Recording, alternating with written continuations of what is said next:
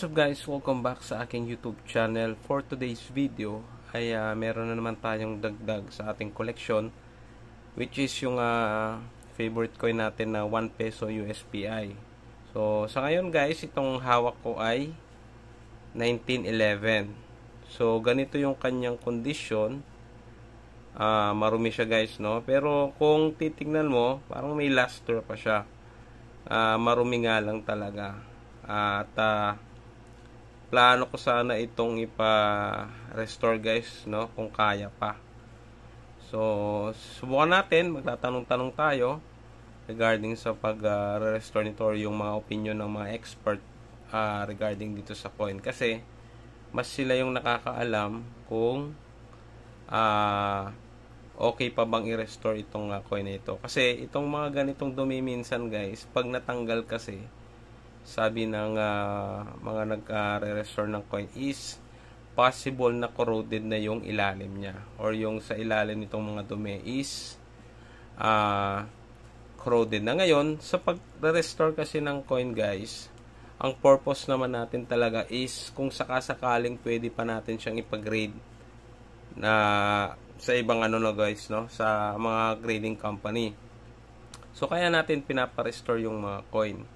Siyempre, pagka ganitong kadumi kasi, siyempre, most probably, baka hindi siya, makakuha ng straight grade na tinatawag. Ngayon, sa mga nagre-restore nga, tinitingnan din nila, or chine-check nila kung worth it ba yung coin na i-restore. So, ito, plano kong i-restore at i-update ko kayo guys, siguro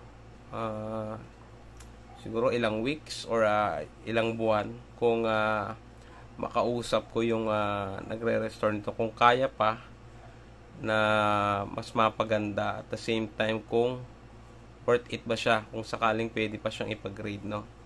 So sayang din kasi mukhang meron pa siyang luster dito. Ngayon, alam naman natin guys na isa itong 1911 sa mga scars, no, na year, kasama yung 1912. Ngayon, itong 1911 tsaka 1912 kasi, sa pagkakaalam ko, may mga iba na nag-a-alter nitong mga coin na ito. So probably siguro yung 1910 is ginagawa nilang 1911 kasi mas mataas yung presyo ng 1911 compare sa ibang year, sa ibang common year like 07, 08, 09, yan, tsaka yung 1910. So 1911 tsaka 1912 ako halos nag-focus ng pagko-collect ng USPI, no. So yun guys, update ko na lang kayo. Ganito kadumi siya guys, no. Pero pagka siguro natanggal, makikita talaga yung kung kaya pang ma-maintain yung parang luster niya, no, na nagtatago sa ilalim kasi nga madumi siya.